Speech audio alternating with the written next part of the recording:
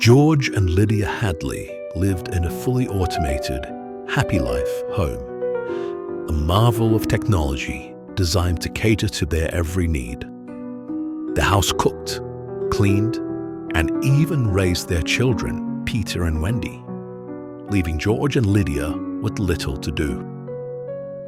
But something felt wrong. Lydia voiced her concern one evening. "I think we should turn off the nursery." The nursery was the most advanced room in the house, designed to bring children's imaginations to life with realistic virtual projections. It could create any world they wished. But lately, it was always the same: Africa. Curious, George and Lydia stepped inside. Instantly, the walls melted away, replaced by the sweltering heat of an African veldt.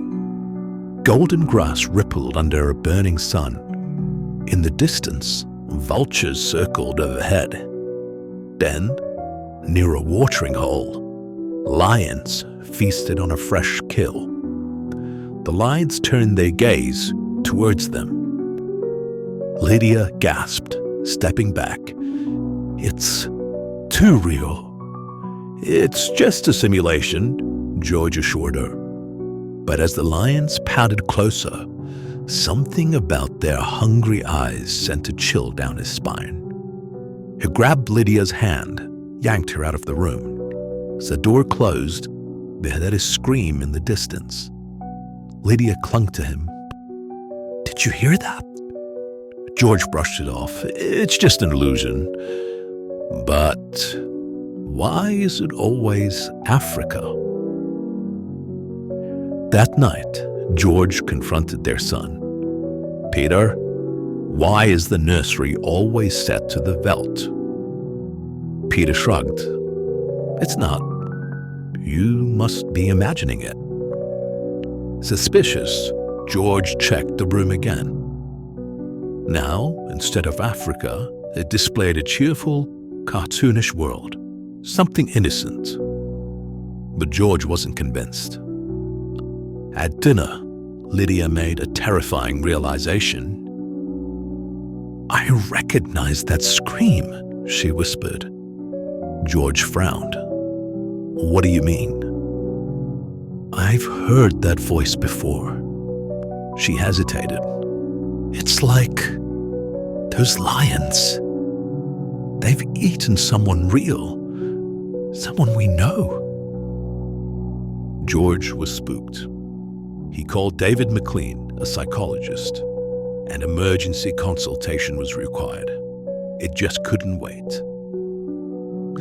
David stepped into the nursery and immediately felt the heat of the sun, the dry smell of dust and blood.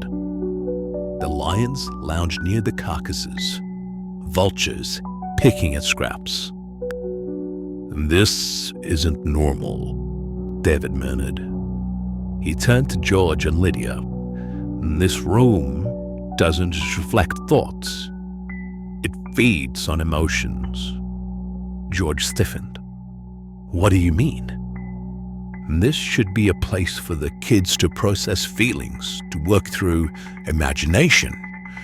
But this," he gestured at the lions, "this is different. The children aren't imagining the veldt. They're living in it. They believe in it." George's face turned deathly pale. "Shut it all down," David warned. That night, George turned off the entire house. Peter and Wendy screamed. "You can't!" Wendy sobbed. Peter's eyes darkened. "The nursery has been like a parent to us," he said coldly.